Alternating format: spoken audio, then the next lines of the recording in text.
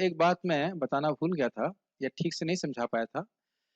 प्रभुपाद कह रहे हैं कि अब आजकल लोग चाहते हैं कि पूरे विश्व में एक प्रकार का राज्य हो, और मैंने बोला नहीं, अब ऐसा नहीं चाहते हैं, अभी तो सब लोग अलग अलग चाहते हैं, लेकिन एक्चुअली ऐसा नहीं है।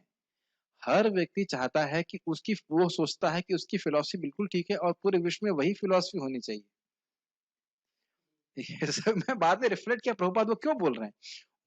वो जो सिचुएशन पहले थी वही अभी भी है। कम्युनिस्ट चाहते हैं कि, वो बिल्कुल सही बोल रहे हैं, पूरे विश्व में कम्युनिज्म होना चाहिए।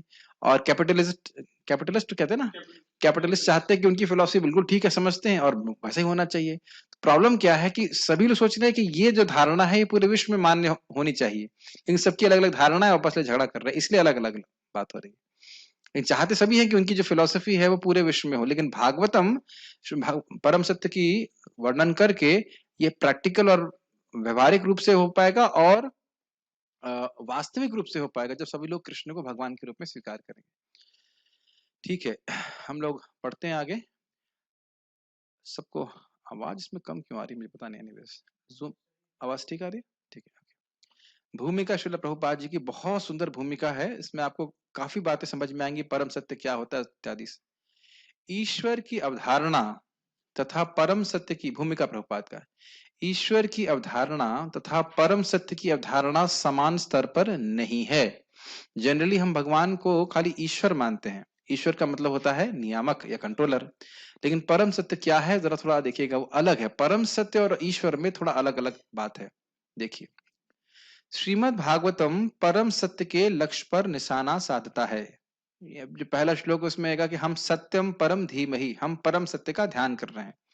कि परम सत्य का निशाना का मतलब है कि परम सत्य क्या है, उसकी खोज करता है, उसको, उसका वर्णन करता है।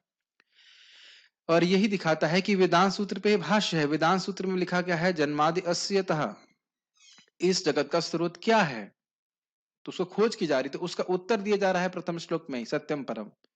वो जो परम सत्य है वो ही इस जगत के स्रोत हैं।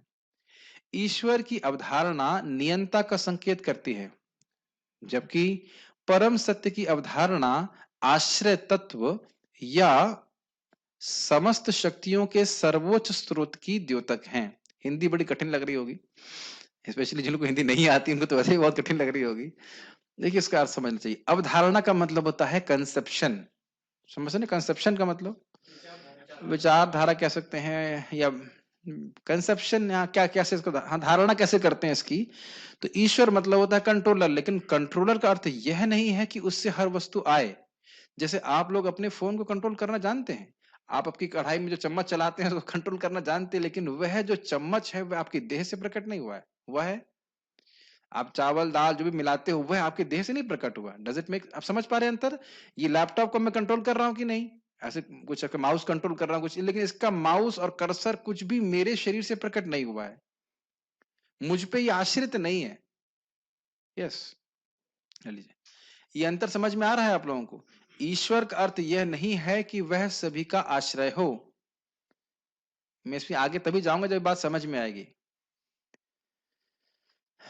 ये आप साउंड सिस्टम देख रहे हैं या जो भी है, इसको हम नियमित कर रहे हैं कि नहीं? तो क्या ये साउंड सिस्टम मेरे शरीर से आया है? क्या ये मुझ पे आश्रित है? नहीं, कुछ भी ना, तो ये आश्रित है और ना मेरे शरीर से आया, दोनों ही तरह से कुछ भी नहीं। मैं इसका स्रोत नहीं हूं। क्या ये मेरी शक्ति से चल रहा है? मैं इसीलिए स्लो जा रहा हूं। ये समझना ना बहुत जरूरी है कि देखिए, शिव जी भी ईश्वर हैं, ब्रह्मा जी भी ईश्वर हैं, इंद्र भी ईश्वर हैं, और आप लोग भी कुछ कुछ मात्रा में, हम सभी लोग ईश्वर हैं, कंट्रोलर हैं। लेकिन हम परम ईश्वर नहीं है, हम परम नियंता नहीं है। और इस जगत की वस्तुएं हमारे देह से प्रकट नहीं हो रही हैं। यह क्या, कैसे, ऐसा समझ लीजिए कि हम इसके आधार नहीं है, ऐसा समझ लीजिए। नहीं, अभी भी समझ में नहीं आ रहा? ठीक है, फिर प्रसाद खाइए, अब कुछ और नहीं कर सकते। इतना तो समझ में आ रहा होगा, कंट्रोलर डज नॉट मीन कि वो उसी पे वस्तु आश्रित है। We are not the source of everything. तो परम सत्य का मतलब है which is the source of everything, material spiritual, आध्यात्मिक या भौतिक, जो सभी चीजों का स्रोत है वो भगवान है, वो परम सत्य है। मतलब उनकी सत्ता, उनकी एग्जिस्टेंस किसी के ऊपर और आश्रित नहीं करती। यहाँ पे हम देखेंगे कि मेरी सत्ता मेरे पिताजी के ऊपर आश्रित थी एक तरह से, मतलब मैं उनसे आया, और इसे बातें आने, कॉज इफेक्ट देखते हैं। जल जल जो है वह पृथ्वी का स्रोत है, जल का स्रोत अग्नि है, अग्नि का स्रोत वायु है, वायु का स्रोत आकाश है, ऐसे करके है। तो हर व्यक्ति, हर वस्तु किसी न किसी के से द्वारा आई है। तो ऐसे पीछे जाएंगे तो अब ऐसे व्यक्ति को देखेंगे कि जो सभी का स्रोत है वो परम सत्य है, जिसका स्रोत और कोई नहीं, ईश्वर परम कृष्ण। समझ रहे हैं ना मेरी बात? हर वस्तु का कारण है लेकिन उस वस्तु का कोई कारण नहीं है, वो परम सत्य है। क्या नेट इज स्लो? नहीं, सही चल रहा है, मैं तो ग्रीन दिखा रहा है इसमें। फ्रीज हो रहा है? आवाज आ रही है ना? टेक्स्ट दिखाई पड़ रहा है ना? ठीक है। बीच बीच में हो जाता होगा स्लो, जो भी है, बाद में फिर क्या कर सकते हैं।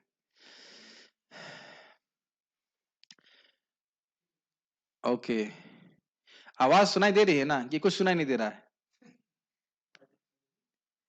हाँ ठीक है। नियंता के रूप में श्री भगवान का साकार स्वरूप होने में कोई मतभेद नहीं है, क्योंकि नियंता निराकार नहीं हो सकता। ये समझ में आता है? इस बात में बहुत गहरी है, जब हम पढ़ेंगे तो ध्यान से शायद नहीं पढ़ते हैं इसको। कोई भी कंट्रोलर है तो कंट्रोलर कोई व्यक्ति अगर बात करें तो वह एक व्यक्ति ही हो सकता है, केवल शक्ति कंट्रोलर नहीं हो सकती है। ये लॉजिक समझ में आ रहा है? तर्क समझ में आ रहा है? ये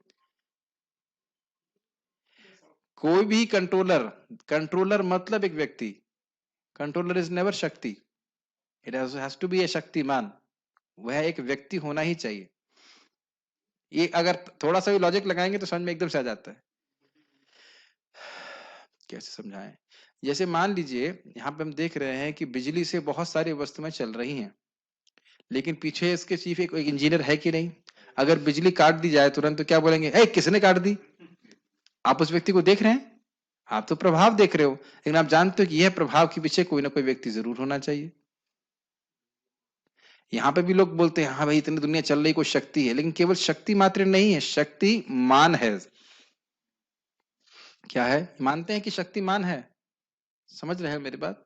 तो लोग केवल शक्ति शक्ति करते हैं, अपितु उस शक्ति के पीछे शक्तिमान भगवान है, और वो भी व्यक्ति है। और न सिर्फ भगवान है, देवता भी एक व्यक्ति है जो कंट्रोल कर रहे हैं। बारिश हो रही तो ऐसा नहीं आर्बिट हो रही है। आर्बिट का मतलब होता है, आर्बिट का मतलब होता है अपने आप। इंग्लिश में बोल दिया आर्बिट्रेरी, आर्बिट्रेरी नहीं हो रहा है, स्लैंग हो गया। आर्बिट मतलब अपने आप नहीं हो रहा, उसके पीछे कोई व्यक्ति है। जैसे एक भक्त बता रहे थे बहुत अच्छी तरह से, थोड़ी मजाक की बात है, कि मान लीजिए चींटियां हैं, चींटियां उस दिन पिकनिक मना रही कहीं अपनी, ठीक है। फीस्ट है उनका, संडे फीस्ट। अब कदाचित उस दिन हमारे सुदामा माली जो आ गए, हमारे माली ना, उसने आया, उसने पाइप चला दिया एक, तो उनके यहाँ पे क्या न्यूज आएगी, आज बाढ़ आ गई। लेकिन वो ये नहीं समझ पा रहे हैं कि इस होस पाइप, इसके पीछे होस पाइप, और होस पाइप के पीछे सुदामा माली पड़े हुए हैं, खड़े हुए हैं। तो उसी प्रकार से लोग नहीं समझ पा रहे हैं, इस जगत की सारी क्रियाएं देवताओं के द्वारा नियंत्रित हैं, और वो देवताओं के स्रोत भी कौन है? भगवान कृष्ण। Make sense? अहम सर्वस्व प्रभवो, भगवान गीता में बता ही चुके हैं। और क्या है? क्या है? अहम आदि ही देवा नाम महर्षि नाम जो सर्वशा, सभी देवताओं का आदि मैं हूँ, ऋषियों का आदि मैं हूँ। तो भगवदगीता समझने से समझ में आ रहा होगा ये बात। तो नियंता निराकार नहीं हो सकता, नियंता मतलब ही has to be a person. ठीक है? जैसे आधुनिक सरकार, विशेष रूप से प्रजातांत्रिक सरकार, कुछ सीमा तक निराकार है, लेकिन अंततः मुख्य प्रशासनाध्यक्ष तो व्यक्ति ही होता है, और सरकार का निराकार पक्ष उसके व्यक्तिगत स्वरूप के अधीन होता है। अब इसको अंडरलाइन क्यों किया गया है? तो शिला प्रभुपाद जी कह रहे हैं यहाँ पे बहुत सुंदर बात, कि देखिए अगर आप इस कौन सी प्रजातांत्रिक सरकार को देखें तो उसका स्वरूप नहीं दिखता है ऐसे, बहुत सारे, लेकिन आप देखेंगे सूक्ष्म रूप से देखेंगे तो उसमें भी कंट्रोलर हैं, डीएम है या डीएम इत्यादि कुछ है, लेकिन फिर भी प्रधानमंत्री का कंट्रोल है। यानी कि जो निराकार पक्ष है उसके ऊपर साकार पक्ष है। समझ में आ रहा है? कैच कर पा रहे हैं इस बात को? और इसी को भगवान ने गीता में बताया था ना, ब्रह्मणो ही प्रतिष्ठा हम, निराकार पक्ष है, लेकिन वह किसकी, उसकी प्रतिष्ठा, उसका आधार कौन है? परम सत्य भगवान श्री कृष्ण, पर ब्रह्म इसलिए भगवान को कहते हैं। अब देखिए, भूमिका ही अगर समझ में नहीं आ रही है तो मुझे बड़ा निरुत्साह हो रहा है, फिर टीका कैसे समझ में आएगी, ये तो समझ में नहीं आ रहा मुझे, लेकिन अब हम कर्तव्य करेंगे। क्या हुआ, वीडियो नहीं आ रहा है?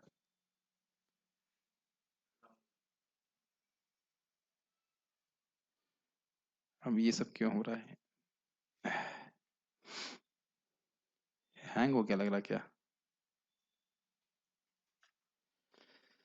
आवाज भी नहीं आ रही?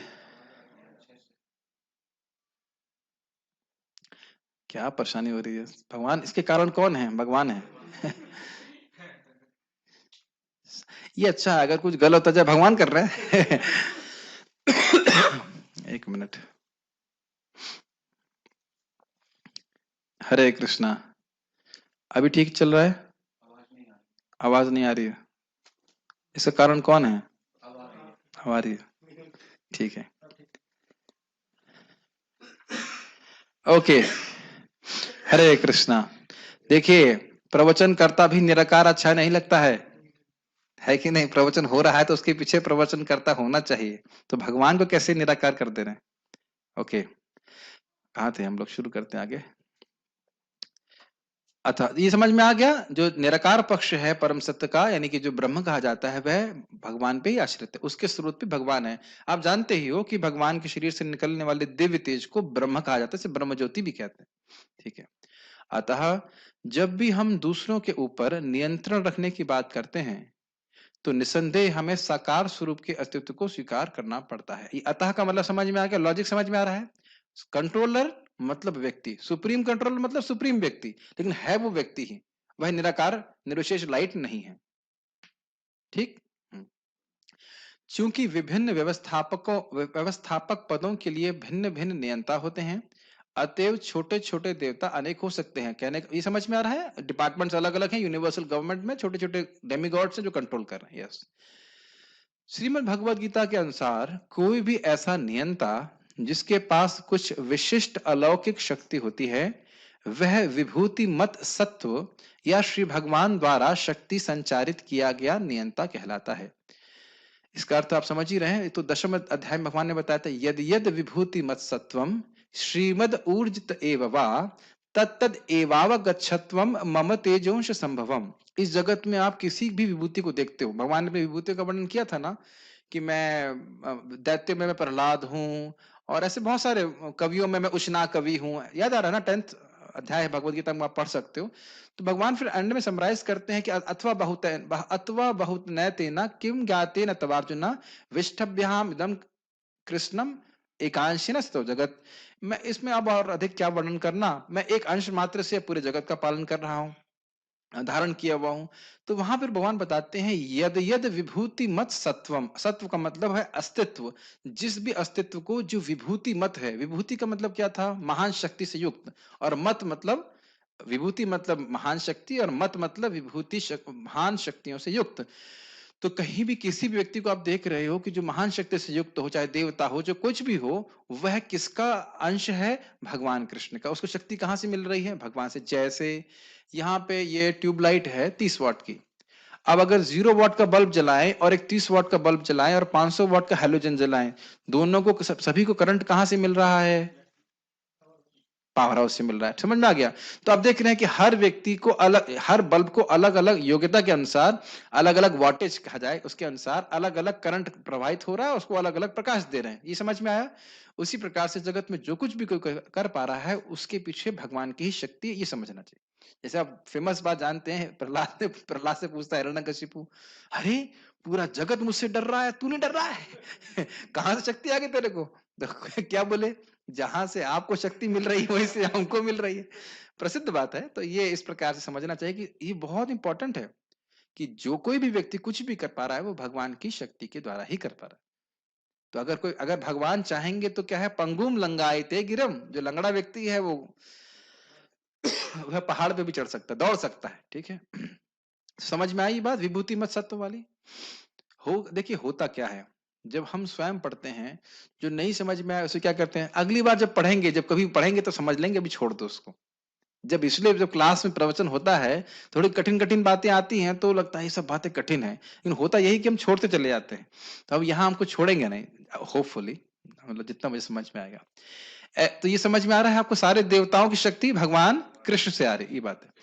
ऐसे अनेक विभूति मत सत्व अर्थात विभिन्न विशिष्ट शक्तियों से युक्त नियंता अथवा ईश्वर होते हैं, किंतु परम सत्य एक ऐसा सत्व है जो अद्वितीय है। सत्व का अर्थ होता है एग्जिस्टेंस। जैसे आप हैं कि नहीं, करुणामित प्रभु आप हैं, राहुल प्रभु आप हैं कि नहीं है, तो आप आपका होना ये आपका सत्व कहलाता है। हैं आप शानू प्रभु यहाँ पे? कब तक हैं? हैं, कभी हैं, कब तक है का मतलब जीव तो हमेशा रहेगा, तो है ना आप, क्यों भाई? तो ये होना का मतलब हो गया सत्व। तो भाई यहाँ पे बोल रहे हैं कि परम सत्य अद्वितीय है, मतलब वो भगवान, भगवान कृष्ण, उनके अलावा दूसरा कोई नहीं परम सत्य है। मेरी बात समझ रहे हैं? जितने भी अन्य सत्य हैं, जितने भी अन्य अस्तित्व हैं, वह उन्हीं पे आश्रित है। नहीं समझ में आ रही बात? अगर ऐसे समझाऊं कि यहाँ अभी ऐसे समझिए कि इस जगत में जितने भी प्रकाश के स्रोत हैं वह सूर्य पे आश्रित हैं, ये मानते हैं? अब समझ में आ रहा है? यहाँ बहुत सारे प्रकाश के स्रोत दिख रहे हैं, लेकिन अंततोगत्वा उनका जो सोर्स है वो सूर्य है। अगर आप कहेंगे नहीं नहीं बिजली तो कोयले से बन रही, तो कोयला भी कैसे बन रहा है? सूर्य की रोशनी से ही बन रहा है। तो समझते हैं मेरी बात? ये भी समझने में मुश्किल आ रही है? यस मतलब मुश्किल आ रही है, यस मतलब नहीं आ रही है? ठीक, समझ में आ रहा है? ये भी समझ में नहीं आ रहा है? बस यही समझ में आता है कि कितने पैसे पैसे पैसे आते हैं, आलू का दाम क्या है, 5 रुपए किलो, ऐसा था ना होता है। इसमें क्या मुश्किल है? मुझे तो लगने लग रहा कोई मुश्किल है इसमें। हाँ ठीक है। यह श्रीमद् भागवतम इस समझ लेना चाहिए। कभी कभी लोग ऐसा प्रश्न करते हैं, कृष्ण सबके स्रोत हैं, तो कृष्ण का स्रोत क्या है? अरे भाई सिद्धांत समझना चाहिए। शास्त्र के अनुसार सिद्धांतिक रूप से समझ लीजिए कि कृष्ण का स्रोत तो कुछ नहीं है। कि आप बोले थे ना कृषि कृषि भूवाचक का शब्द, भूवाचक शब्द का अर्थ समझ रहे हैं? भू जैसे भूमि सभी का आधार है, उसी प्रकार से कृष्ण सभी के आधार है। ये समझना चाहिए। समझ रहे हैं मेरी बात? तो सभी का आधार कौन है? सभी का आधार कृष्ण है, उनके परे कुछ भी नहीं। लोग साक्षात ऐसा बोलते हैं। दिल्ली में एक व्यक्ति बोला हम कृष्ण को भगवान मानते नहीं, उनसे परे भी कुछ है, बस हो गया खत्म। जबकि गीता में क्या बोल रहे हैं? मत परतम नान्यत, मुझसे परे कुछ नहीं है। तो अद्वितीय का अर्थ है कि भगवान कृष्ण से, एक अर्थ है अद्वितीय का कि दूसरा कोई परम सत्य नहीं है। भगवान कृष्ण के परे और कोई सत्य नहीं है, और किसी और वस्तु की एग्जिस्टेंस उनके परे नहीं है, उनका अस्तित्व उनके परे नहीं है। ये समझ में आ गया? लेकिन हम तो देखते हैं भगवान कृष्ण नंद बाबा के लड़के हैं, वो रस की दृष्टि से। ठीक है। यह श्रीमद् भागवतम इस अंतिम सत्य अथवा आश्रय तत्व का निर्देश परम सत्यम के रूप में करता है। तो देखिए प्रभुपाद यहां से ही प्रथम श्लोक को इंट्रोडक्शन देना शुरू कर दिए हैं, और पूरा पूरा फोकस प्रथम श्लोक पे ही है। पूरी भूमिका का श्लोक जो है वो प्रथम श्लोक पे ही है। सोच लीजिए कितना महत्वपूर्ण है प्रथम श्लोक। तो आश्रय तत्व समझ में आ रहा है? आश्रय तत्व मतलब जो सभी का आधार है, जो सभी का स्रोत है, जो सभी का आश्रय है। ठीक है। श्रीमद् भागवतम के रचयिता श्रील व्यासदेव सर्वप्रथम परम सत्यम को, यानी भगवान कृष्ण को सादर नमस्कार करते हैं। अब यह क्यों करते हैं उसको हम समझाएंगे आगे टीका में। और चूंकि परम सत्य समस्त शक्तियों के सर्वोच्च स्रोत हैं, अतएव परम सत्यम परम पुरुष है। अब ये दो चीज समझिए। सभी शक्तियों के सर्वोच्च स्रोत शक्ति क्यों नहीं है, परम पुरुष क्यों है? समझ में आई बात? ये पकड़िए इस बात को। बोल रहे हैं प्रभुपाद यहाँ पे कि सारी शक्तियों के स्रोत हैं, सर्वोच्च स्रोत है, हाईएस्ट स्रोत, स्रोत समझते हैं, सोर्स है। अतएव इसलिए परम सत्यम परम पुरुष है, ना कि परम शक्ति। क्या ये बातें समझ में आ रही हैं? क्योंकि शक्ति शक्तिमान के आधार का आश्रय में रहती है। सूर्य की रोशनी पूरे ब्रह्मांड में व्याप्त है, लेकिन आधार क्या है उसका? सूर्य। सूर्य, हम पावर हाउस की बिजली इस पूरे यूपी में या मान के चलिए सब जगह व्याप्त है कि नहीं, प्रैक्टिकली देखा जाए, लेकिन उसका आधार क्या है? Power house. अगर आप एक और तरह से देखिए, रेडियो वेव्स मान लीजिए, वो हर जगह व्याप्त हैं, लेकिन फिर भी उसका जो सोर्स है वह एक एनर्जेटिक सोर्स है। समझ रहे हैं ना मेरी बात? इस बल्ब की रोशनी पूरे रूम में व्याप्त है कि नहीं, लेकिन ये बल्ब शक्तिमान है, ना कि शक्ति है।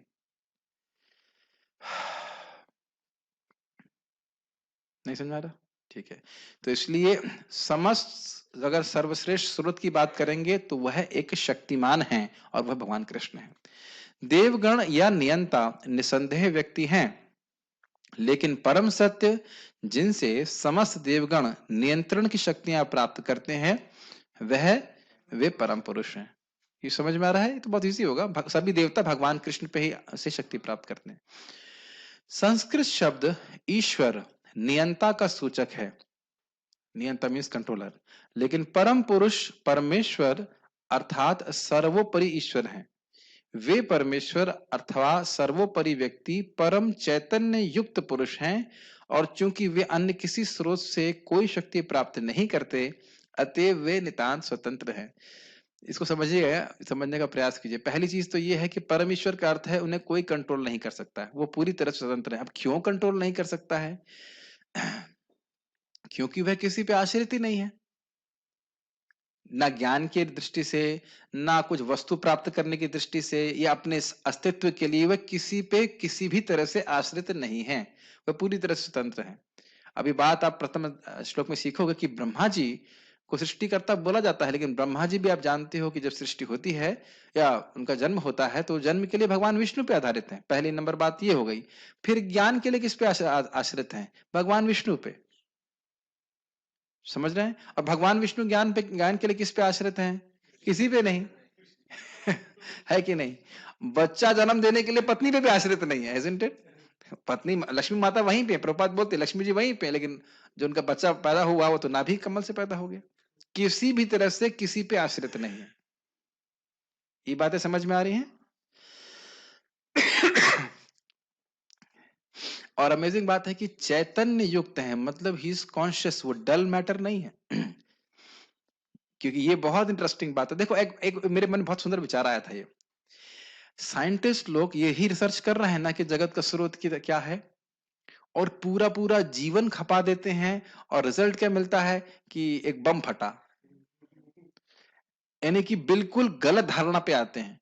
आपको और हमको थोड़ी सी मेहनत करनी है और हम बिल्कुल ठीक ठीक समझ जाएंगे कि जगत का स्रोत कौन है? भगवान कृष्ण। हम उतनी भी मेहनत ना करना चाहें तो फिर यह तो हमारी मतलब क्या कहेंगे, खराब शब्द यूज करूंगा तो नालायकी कही जाएगी।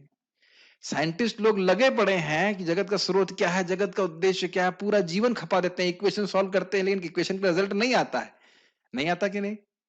नई नई थ्योरी आती रहती है, लेकिन भक्तों को तो बड़ा स्पष्ट, थोड़ी सी मेहनत करें तो बड़ी आसानी समझ सकते हो परम स्रोत कौन है? भगवान कृष्ण है। और वह चैतन्य युक्त है, he is conscious, not only he is conscious, he is very sensitive. कोई उनकी भक्ति करता है, जगत में कहीं कोई भक्ति कर रहा है, भक्ति करना छोड़ दीजिए, भक्ति करने की इच्छा भी कर रहा है, कृष्ण उसको जानते, उसको समझ रहे हैं। समझ रहे हैं मेरी बात? नितांत स्वतंत्र। बहुत अच्छी बात एक और है कि भगवान अन्य देवताओं की पूजा करेंगे तो वो स्वतंत्र नहीं है। देवता कर्म सचिव, आपके कर्म के सेक्रेटरी हैं। जितना आपने कर्म किया उतना देंगे, लेकिन कृष्ण पूरी तरह स्वतंत्र हैं। इसलिए दो बात, स्वतंत्र हैं और सुहृद हैं। सुहृद मतलब इज वेल विशर, आपका अच्छा चाहते हैं, अच्छा जानते हैं, अच्छा करते हैं। तो अभी हम उसकी उनकी भगवान की शरण लेंगे तो कैसे काम करेंगे हम कुछ कह नहीं सकते, लेकिन करेंगे हमारे अच्छे के लिए। कोई इनको रोक नहीं सकता, भाई आप ऐसा क्यों कर रहे हैं, इसको क्यों अमरनाथ को मुक्त क्यों कर दिया, तुम कौन हो बोलने वाले? समझ गए? कृष्ण को कोई चैलेंज नहीं कर सकता। आप एक बार प्रणाम कीजिए और कल ही आपको भगवान के धाम वापस भेज देंगे, कोई कुछ नहीं कह सकता। We don't know, Krishna cannot be challenged by anybody. Krishna बढ़िया बात है ना। और दूसरा बात है कि हमारे हित के लिए करते हैं, हमेशा हमारे हित के करते हैं। I saw you were so depressed when you joined, now you look very happy. Yes, isn't it? भक्ति करके आप देखिए, आप अपने आपको नहीं महसूस होता, लेकिन हम देखते हैं लोग शुरुआत में दुखी रहते हैं, परेशान रहते हैं, लेकिन जब भक्ति करते हैं you can see the face changes, become happy. तो कौन ही कर रहा है? कृष्ण कर रहे हैं, क्योंकि आप भक्ति कर रहे हैं। ऐसा देवताओं की उपासना करने वाले कभी नहीं होते, बस डिप्रेस ही रहते हैं, ये सामान दे दो, वो सामान दे दो। और देवता खुद चिंता करते रहते। जैसे अब लीला भी थोड़ा बोल देना चाहता हूँ। विभीषण आए, कितना संग किया उन्हें रावण का, लेकिन जैसे आए प्रणाम किया, ठीक है लंकेश, लंका वगैरह राज्य दे दिया। कुछ कोई चैलेंज नहीं कर सकता कि भाई भगवान श्री राम आप ऐसा क्यों कर रहे हैं, तो बड़ा गलत है, नीति के विरुद्ध है, ये कुछ नहीं कह सकते। तो ये भगवान हमारे बड़े अच्छे हैं। ठीक है, कृपा वास्तविक रूप से भगवान दे सकते हैं, क्योंकि वह पूरी तरह से स्वतंत्र है। वह किसी को पूछने की जरूरत नहीं, भाई इस पे कृपा करना है कि नहीं, इस पे करना ही नहीं, किसी पे भी कर सकते। जो भक्ति करता है उस पर कृपा करते ही। और दूसरा, आप चैलेंज भी नहीं कर सकते हो, भगवान कल कृपा दीजिए, वो भी नहीं कह सकते। वो पूरी तरह से स्वतंत्र है।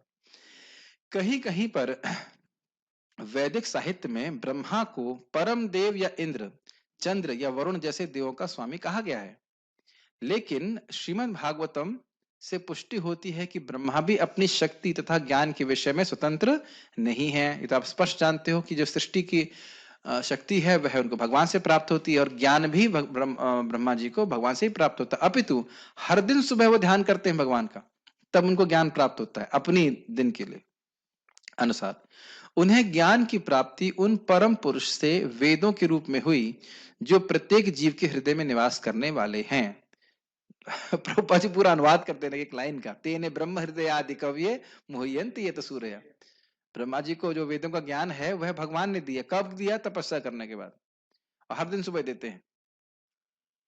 सुबह भागवतम क्लास होती है भगवान की, भगवान रोज जो है उनको ज्ञान देते हैं। वह परम पुरुष प्रत्येक वस्तु को प्रत्यक्ष एवं अप्रत्यक्ष रूप से जानते हैं। देखिए प्रत्यक्ष का मतलब क्या है? भगवान से ही इच्छा से ही जगत की सृष्टि हुई है। ठीक, क्लियर है? तो प्रत्यक्ष रूप से भगवान का संबंध है, और अप्रत्यक्ष मतलब अब भगवान फंसे हुए नहीं उसमें, अब इसको ये देना है, उसको ये करना है। पर वैसे तो परमात्मा के रूप ने अपने को विस्तारित कर दिया है और करवा रहे हैं, लेकिन अब स्वयं अपने आध्यात्मिक लीला में, गोलोक में लीला विहार कर रहे हैं। उनको इस जगत से उस तरह से आसक्ति या टेंशन नहीं कि जगत कैसे चलेगा, क्या होगा। भगवान ने अपने आप को विस्तारित करके उसको डेलीगेट कर दिया है पुरुष अवतारों को। समझ रहे हैं बात? ऐसे सूक्ष्माति सूक्ष्म जीव जो परम पुरुष के अंश स्वरूप हैं, भले ही अपने शरीरों या अपने बाह्य लक्षणों के बारे में प्रत्येक बात को प्रत्यक्ष या अप्रत्यक्ष रूप से जान लें, किंतु परम पुरुष अपने बाहरी तथा भीतरी दोनों लक्षणों के बारे में हर बात को जानते हैं। यहाँ प्रभुपाद जी अभिज्ञ शब्द की व्याख्या कर रहे हैं। अभिज्ञ मतलब जो जानते हैं, ज्ञ मतलब जानना, अभिज्ञ मतलब बढ़िया से जानना। सब कुछ भगवान जानते हैं कि अंदर बाहर क्या हो रहा है। एक बहुत सुंदर गुण है भगवान का, किसी को देखते हैं, देख के सब कुछ जान लेते हैं। हम देखने, सुनने, समझने के बाद भी नहीं जान सकते कि हम व्यक्ति कैसा है, क्या है, लेकिन केवल भगवान देखने मात्र सब कुछ जान लेते हैं। कितना अद्भुत भगवान की शक्ति है। तो समझ में आ रहा है बातें? जन्माद्य अस्य शब्द यह बतलाता है कि समस्त उत्पत्ति, पालन या संहार के स्रोत वे परम चेतन पुरुष ही हैं। यहां तक कि हम अपने वर्तमान अनुभव से भी जानते हैं कि जड़ पदार्थ से कुछ भी उत्पन्न नहीं होता, लेकिन जड़ पदार्थ जीवंत यानी जीवंत अस्तित्व जीव उत्पन्न किया जा सकता है। उदाहरणार्थ जीव के संसर्ग से ही जड़ शरीर एक कार्य करने वाले यंत्र के रूप में विकसित होता है। इसको समझने का प्रयास कीजिए। प्रभुपाद क्या कह रहे हैं? वो कह रहे हैं कि जो जन्माद्य श्लोक है, तो उसमें कह रहे हैं जन्माद्य असयतः। कहेंगे श्लोक कहाँ है? श्लोक अभी आएगा, लेकिन आप जानते हो श्लोक को 1.1.1 कि जगत का स्रोत जो है जन्माद्य असयतः, जिसे सब कुछ आया है। तो जन्म आदि का मतलब वह जन्म, स्थिति यानी पालन और संहार। तो इसके पीछे एक चेतन पुरुष है, वह निराकार ब्रह्म से नहीं आया है। समझ रहे ना मेरी बात? तो अब प्रभुपाद लॉजिकली समझा रहे हैं ऐसा क्यों होता है। जैसे जब तक मैं इस शरीर में हूं, ये शरीर की वृद्धि हो रही है, पालन हो रहा है कि नहीं? और जैसे ही आत्मा इसको छोड़ देती है, शरीर का नाश हो जाता है।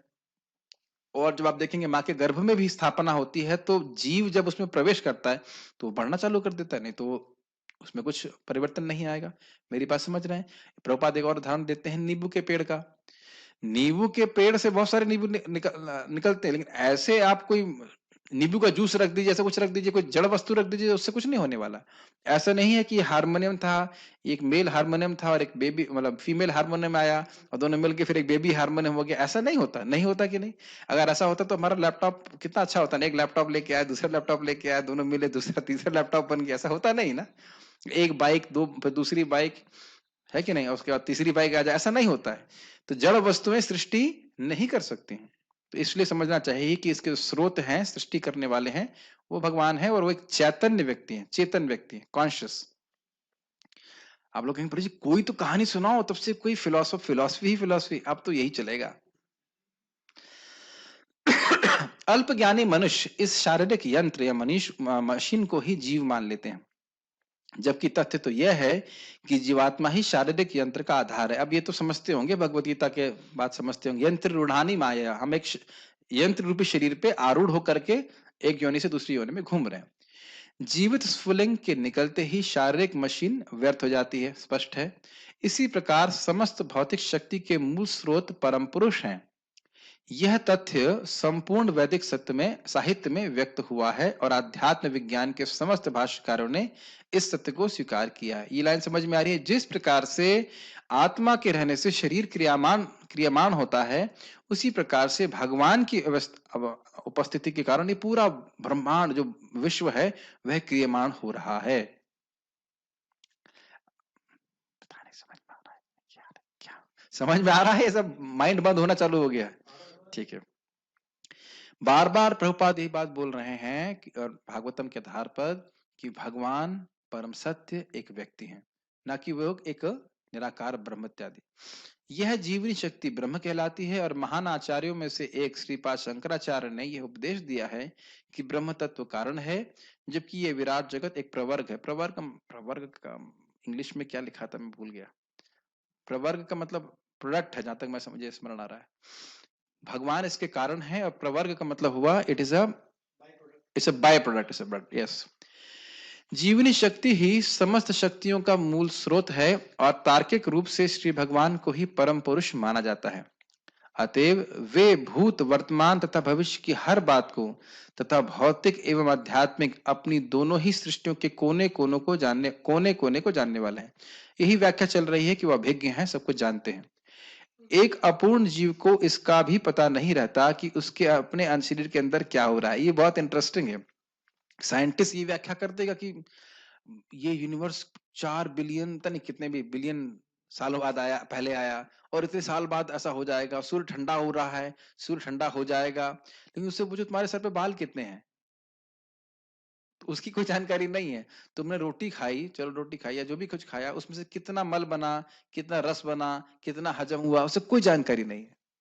और दुनिया के बारे में इतनी बड़ी बड़ी जानकारी दे रहा है और हम लोग अद्भुत रूप से उस पर आंख मूंद करके विश्वास कर लेते हैं। अब वो साइंटिस्ट तो ऐसा कहते हैं। आप पढ़े लिखे होकर के भी आजकल धर्म मानते हैं, तो सोचते हैं कि धर्म जो है वही उसी को मानना पड़ेगा जो बिल्कुल मूर्ख व्यक्ति है। अभी तो ऐसा नहीं है। आप मेरी बात समझ पा रहे हैं? तो बिल्कुल हम लोग आंख मूंद करके साइंटिस्ट पे विश्वास कर रहे हैं, जबकि उसको यह भी पता नहीं कि बालों में कितने, सॉरी, सर पे कितने बाल हैं। तो प्रश्न कहेगा तुमको, हम मुझको पता है कि मेरे सर पे कितने बाल हैं। नहीं, मुझे नहीं पता है। मैं तो मान ही रहा हूं कि मैं मूर्ख हूं, लेकिन मुझे पता है कि व्यासदेव जी को सब कुछ पता है भगवान के बारे में, और वह भगवान वो बता रहे हैं, भगवान का निरूपण सही से कर रहे हैं। तो हम अपनी परफेक्शन के अनुसार में नहीं बोल रहे हैं, और वहां वो क्लेम कर रहे हैं कि वो परफेक्ट है, जबकि वो imperfect. We are perfect because we repeating what is spoken by the perfect. जो पूर्ण है उनकी बात को हम प्रस्तुत कर रहे हैं। ठीक है, वह भोजन तो करता है, किंतु वह यह नहीं जानता कि यह भोजन किस प्रकार से शक्ति में बदलता है या शरीर का किस प्रकार पोषण करता है। जब कोई पूर्ण होता है तो वह घटने वाली प्रत्येक बात को जानता है, और चूंकि परम पुरुष सभी प्रकार से परिपूर्ण है, अतः यह बिल्कुल स्वाभाविक है कि वे हर बात को विस्तार से जानते हैं। कितना सुंदर बात है ना। अनंत जीव हैं और उनको क्या इच्छा कर रहे हैं, उनका क्या कर्म है, उनको क्या देना चाहिए, सब भगवान जानते हैं। क्या क्या घोर कर्म किए हैं, उनको क्या पनिशमेंट मिलना चाहिए, सब भगवान जानते हैं। और अनादिकाल से क्या इच्छा कर रहे हैं वह भी जानते हैं। और एकदम प्रिसाइज है, जो मिलना चाहिए बस वही मिलता है हर जीव को, एकदम इधर उधर भी नहीं। कितनी बड़ी प्रोसेसिंग है, सोच लीजिए आप। और हमको तो ये भी याद नहीं होगा सुबह हमने कल क्या खाया था, क्या खाया था, लेकिन भगवान तो हजम कर रहे हैं कि नहीं, है ना। अभी अगर मैं एकदम से पूछ दूं हठात कि सुबह कल क्या खाया था, अभी तो टाइम दे दिया आपको, टाइम दे दिया तो इसलिए याद कर लिया, लेकिन बड़ा मुश्किल है। उस पोंगल से कितना का खून बना, वो तो बिल्कुल भी पता नहीं है, लेकिन बन तो रहा है ना। विचार करना चाहिए ना, हम तो नहीं कर रहे हैं। तो जैसे मैंने बोला था कि गद्दा हटा दो यहाँ से, इस रूम से, तो मैंने तो नहीं हटाया, मैं आके चेक किया तो गद्दा हट गया था, तो किसी ने तो हटाया। तो ये विचार करना चाहिए कि भाई मैं खाना खा रहा हूँ रोज दबा के, हजम कैसे हो रहा है मुझे नहीं पता, तो कोई तो कर रहा है। और वो केवल शक्ति ही नहीं कर रही है, उसके पीछे शक्तिमान भगवान है जो उसको नियंत्रित करने। और अपने गीता में पढ़ा था ना, प्राण पान समायुक्त पचामी पचामी, मैं पचन करता हूं, पचामी अन्नम चतुर्विधम। तो अब देख रहे हैं किस प्रकार से हम लोग भगवान पे आश्रित हैं। यस, तो हम बात कर यही कर रहे थे कि भगवान सब कुछ जानने वाले हैं। फल स्वरूप पूर्ण पुरुष को श्रीमद् भागवतम में वासुदेव के नाम से संबोधित किया गया है, जिसका अर्थ है वे जो अपनी पूर्ण चेतना में तथा अपनी पूर्ण शक्ति से युक्त होकर सर्वत्र रहते हैं। सर्वत्र रहते का मतलब है भगवान अपरिच्छिन्न है। ऐसा कोई देश नहीं, ऐसा कोई स्थान नहीं जहाँ पे भगवान ना हो, ऐसा कोई काल नहीं जहाँ भगवान ना हो, या फिर ऐसा कोई वस्तु नहीं जो भगवान की शक्ति ना हो, इसमें भगवान का प्रवेश नहीं हो। ये शब्द ये सारे कंसेप्ट समझते हुए चलिएगा। परिच्छिन्न का मतलब होता है लिमिटेड और अपरिच्छिन्न का मतलब होता है अनलिमिटेड, असीमित। तो भगवान देश, काल और वस्तु में पूरी तरह से अपरिच्छिन्न है, कटे हुए नहीं है। जैसे आप लोग यहां बैठे हो, कीर्तन भी कर रहे हो इसमें, क्यों? कि अगर आप यहां बैठे हैं तो मंदिर में नहीं बैठ सकते, मंदिर में बैठे हैं तो यहां नहीं हो सकते। ऐसा है कि नहीं? ऐसा है ऐसा है। तो अब भगवान वहां बैठे हैं कि नहीं? भगवान मंदिर में है और यहां है कि नहीं? और अमेरिका में है कि नहीं? समझ में आया ना? तो हर जगह भगवान है और हर समय भगवान है और हर वस्तु में भगवान। समझ में आ रहा होगा अब तो? ठीक है हर वस्तु उन्हीं की शक्ति है। तो इस प्रकार से भगवान वासुदेव हर जगह हैं, इसलिए उनको वासुदेव कहते हैं। इन सब की विवेचना श्रीमद् भागवतम में स्पष्ट रूप से की गई है और पाठक को इसका भली भांति समालोचना पूर्वक अध्ययन करने का पर्याप्त अवसर मिलता है। समालोचना पूर्वक मतलब बहुत ही स्क्रूटिनाइजिंगली, बहुत ध्यान पूर्वक समझने का प्रयास करना चाहिए हर वस्तु को। आधुनिक युग में भगवान श्री चैतन्य महाप्रभु ने व्यावहारिक निर्देशन द्वारा श्रीमद् भागवतम का प्रचार किया। भगवान श्री चैतन्य की अहेतु की कृपा के माध्यम से श्रीमद् भागवतम की कथाओं में प्रवेश कर पाना सुगम है। अतएव यहाँ पर उनके जीवन तथा उपदेशों से संबंधित एक संक्षिप्त परिचय दिया जा रहा है, जिससे कि पाठकों को श्रीमद् भागवतम के वास्तविक महत्व को समझने में सहायता मिल सके। यह अनिवार्य है कि किसी व्यक्ति भागवत से ही श्रीमद् भागवतम सीखा जाए। ये बहुत इंपॉर्टेंट बात है ना? केवल संस्कृत ज्ञान से श्रीमद् भागवतम समझ में नहीं आती। भक्ति जो करता है भगवान की, वह भागवत को समझ सकता है। ठीक है, जैसे पहले भी हम व्याख्या कर चुके हैं भगवत गीता के संबंध में भी। लोग अपने मनगढ़ंत तरीके से टीका करते हैं और गीता को नहीं समझ पाते। उसी प्रकार से भागवतम को हमको आचार्यों के माध्यम सीख रहे हैं, प्रभुपाद के अनुगत्य में हम सीख रहे हैं, तब हम भागवतम को ठीक समझ पाएंगे। व्यक्ति भागवत वह है जिसका जीवन ही व्यवहारिक रूप से श्रीमद् भागवतम है। मतलब वह भागवत धर्म का अनुशीलन अपने जीवन में करता है, वह भगवान के शरणागत होता है।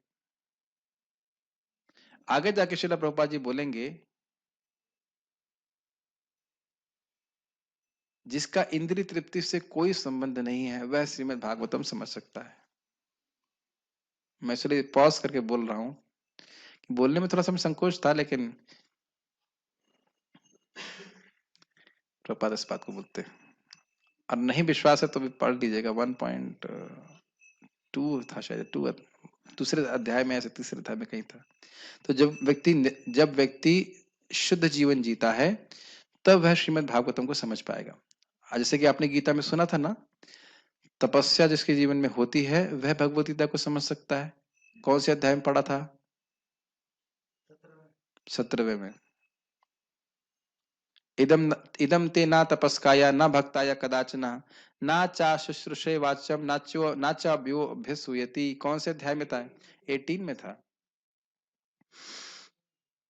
तो जिसके जीवन में तपस्या तप रहेगा वह श्रीमद् भागवतम को समझ पाएगा। अब इसका अर्थ ये नहीं कि कोई सुन नहीं सकता है, सभी लोग सुने, लेकिन समझ में तब आएगा जो तपस्या। सुनने का कोई प्रॉब्लम नहीं है, सुनने के लिए कोई दिक्कत नहीं है, आप आगे पढ़ेंगे कृत्य भी तो कोई बात, इच्छा होनी चाहिए, सुनिए, लेकिन समझ में तब आएगा जब थोड़ी जीवन में तप रहेगा। तो इसलिए हम जब 4 नियमों का पालन करते हैं, जप करते हैं, तब धीरे धीरे श्रीमद् भागवतम समझ में आती है, क्योंकि हमारी बुद्धि सूक्ष्म हो पाती है। अन्यथा बातें बहुत सिंपल है। देखिए, ये मैं किसी व्यक्ति विशेष को नहीं बोला, सिद्धांत है। अगर हम सिद्धांत को स्वीकार करें और फिर कृष्ण भावना का अनुशीलन करें, भगवान की कृपा से धीरे धीरे सारी योग्यता आ जाएगी, है कि नहीं? मैं प्रयास करता हूं कि कठोर नहीं बोलूं, लेकिन एकदम से आ जाता है मुंह से, लेकिन क्षमा कीजिएगा इसके लिए। चूंकि श्री चैतन्य महाप्रभु परमेश्वर हैं, अतः वे भगवान के साथ साथ व्यक्ति एवं ध्वनि दोनों रूप में भागवत हैं।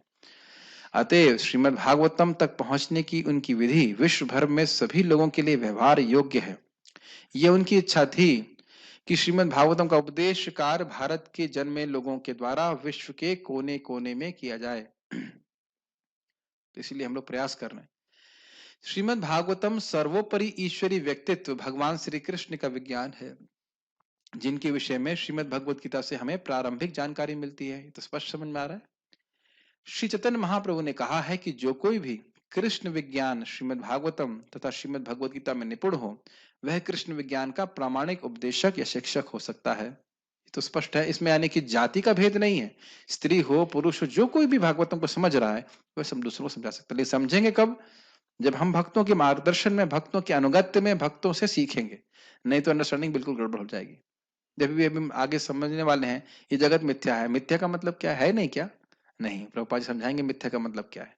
तो इसे समझना चाहिए। प्रभुपाद बिल्कुल स्पष्ट बोलेंगे जगत मिथ्या है, लेकिन मिथ्या का मतलब ये नहीं कि है नहीं। मिथ्या का अर्थ ये है कि यह टेम्परेरी है। तो ये अर्थ हमें प्रभुपाद जी के द्वारा समझ में आएगा। नहीं तो दूसरा व्यक्ति बोलेगा है ही नहीं, बस तुम सोच रहे हो इसलिए है। तो इस प्रकार की व्याख्या कर दे, हाँ हम तो सोच रहे हैं इसलिए है। तो फिर प्रश्न आएगा तुम सोच ही क्यों रहे हो फिर ऐसा? सोचना बंद कर दो। तुम्हारी तो ऐसी करके उल्टी सीधी बहुत सारी व्याख्या हो सकती हैं। इसीलिए वैष्णव के आश्रय में श्रीमद् भागवतम सीखना चाहिए। ठीक है। जब भी देखिए मैं ऐसा लग रहा होगा कि कठोर बात क्लास में आती है, तो वास्तविक रूप से है क्या? वास्तविक रूप से स्टैंडर्ड बताया जा रहा है। भले ही मैं उस स्टैंडर्ड पे ना हूं, लेकिन इसका अर्थ यह नहीं कि मैं स्टैंडर्ड पे आना नहीं चाहता। Make sense? ये बात समझ रहे हैं ना? तो जब तक हमारे हृदय में ये इच्छा है कि काश मैं स्टैंडर्ड पे आऊं, तब तक ठीक है। हम प्रयास कर रहे हैं, धीरे धीरे करके हम सभी लोग प्रगति कर पाएंगे इसमें। कहाँ थे हम लोग? संसार की समस्त पीड़ित मानवता के कल्याण के लिए मानव समाज में कृष्ण विज्ञान की आवश्यकता है। पीड़ित क्यों है? आप समझ ही रहे हो, कृष्ण को भूले हुए हैं, पेट में खाना नहीं दे रहे हैं, सोच रहे हैं भूख शांत हो जाएगी। कृष्ण को संतुष्ट कर नहीं रहे हैं और सोच रहे हैं कि हम जो है सुखी हो जाएंगे, तो इसलिए परेशान है। मैं बहुत व्याख्या नहीं कर रहा हूं, नहीं तो बहुत समय लग जाएगा, लेकिन इस एक एक लाइन पे बहुत कुछ बोल सकते हैं। पर आप समझ रहे हैं, पीड़ित है, पीड़ित तो है ही। देखिए बिल्कुल से कोई भूख से पीड़ित होता है, ऐसे कृष्ण भक्ति के बिना सब लोग परेशान हैं। प्रभुपाद जी आज सुबह कितना सुंदर बात बता रहे थे।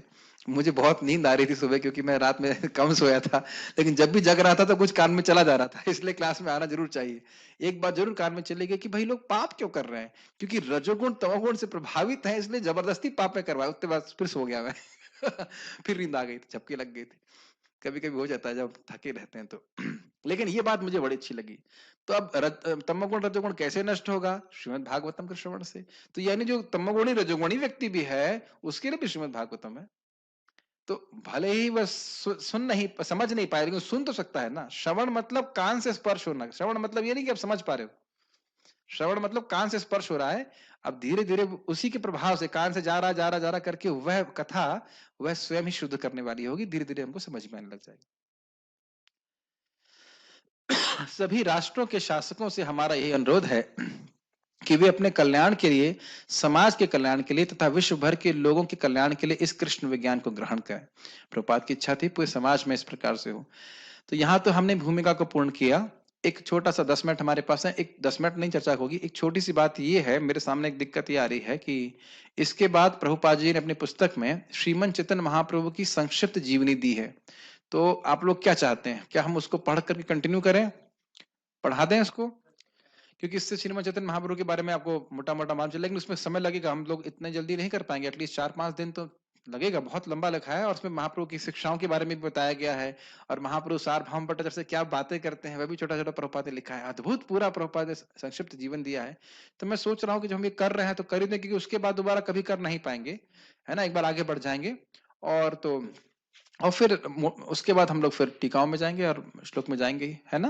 क्योंकि मैंने हिंदी गीता में इंट्रोडक्शन नहीं पढ़ा था, तो वो मुझे अच्छा नहीं लगा। क्योंकि एक बार पढ़ा देने से, आप देखे थे हम लोग इंग्लिश में कर रहे थे, तो काफी बातें सीखने को मिलेंगी। और बहुत से शायद नए लोग हैं जो श्रीमन चैतन्य महाप्रभु के बारे में ना जानते हो, तो उन्हें भी संक्षिप्त रूप में सीखने को मिलेगा। प्रभुपाद कह ही रहे हैं कि उनकी कृपा से हमको भागवतम समझ में आएगी, और वही भगवान कृष्ण महाप्रभु के रूप में आए, तो इसमें अंतर नहीं है। कोई प्रश्न तो मैं समझता हूँ यहाँ पे नहीं होना चाहिए आज की। ओके, प्रश्न है? It will be very encouraging. Okay, ठीक है। Yes, everybody saying yes yes yes. तो ठीक है, सभी लोग जो है उत्साहित हैं सुनने के लिए महाप्रभु के बारे में। तो हम चर्चा करेंगे उसके हिसाब से शुरू करते हैं। कुछ प्रश्न है प्रभु जी आपका? जैसे आप प्रभु जी बता रहे थे कि थोड़ा और धीरे बोली, कोई ना सुन पाए हम। अरे मुझे पता है दोपहर में खाना मिला है, लेकिन कुछ तो एनर्जी होगी अभी। हाँ बोलो। जैसे आप बता रहे थे कि अभी आपने परपट में कहीं पढ़ा था कि भगवत गीता भागवतम वो नहीं समझता जो इंद्र तृप्ति या क्या बुझना? जो उसमें क्या लिखा है कि अब इंग्लिश में बोल देता हूं, Bhagavatam can not be understood by a person who is associating with sex life. ये लाइन प्रभुपाद बोल रहे हैं। इट डजंट, आप लोग मेरे, मैं सोच रहा था इसे नहीं बोलूं, लेकिन अभी यही बात बोल रहा लेकिन ये है सबके लिए। देखिए, समझ में आना आगे की बात है, सुनना सबके लिए है कि नहीं? सुनने में तो कोई सुनने के लिए तो नहीं बोल रहा है, क्योंकि बोल रहे हैं आगे, संसारी नाम करुणया पुराण गुह्यम, इसीलिए प्रभुपाद लिखे हैं, संसारी लोग जो संसार में पड़े हुए हैं, पूरे भोग में पड़े हैं, उन पे करुणा करके ये पुराण गुह्य लिखा गया है।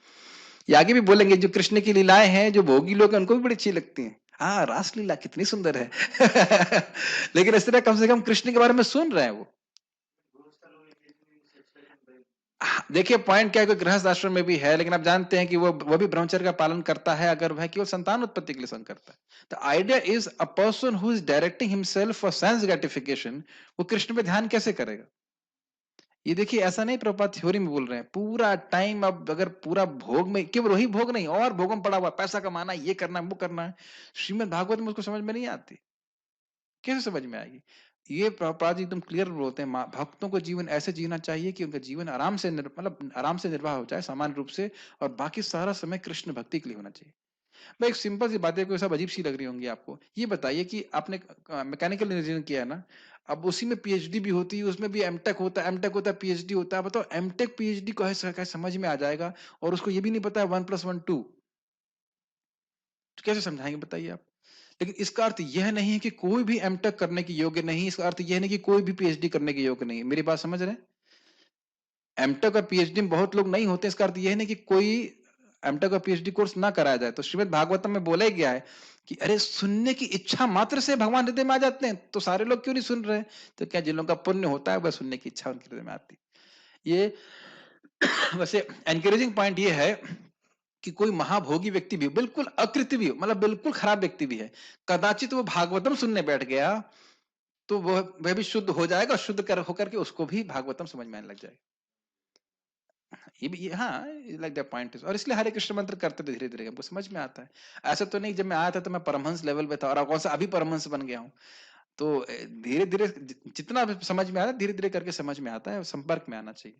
तो इसलिए कोई निरुत्साहित ना हो, कोई भाई निरुत्साहित ना हो, चाहे वो क्या भोगी हो, योगी हो, जो कुछ भी हो, भगवान कृष्ण के बारे में श्रीमद् भागवतम से श्रवण करेंगे। तो अब हम लोग फिर कल से श्रीमन चैतन्य महाप्रभु के संक्षिप्त जीवन को पढ़ने का प्रयास करेंगे, उसमें हम लोग वही थोड़ा थोड़ा करके समझने का प्रयास करेंगे। ठीक है, बहुत बहुत धन्यवाद। श्रीमद् भागवतम की जय, श्रील प्रभुपाद की जय।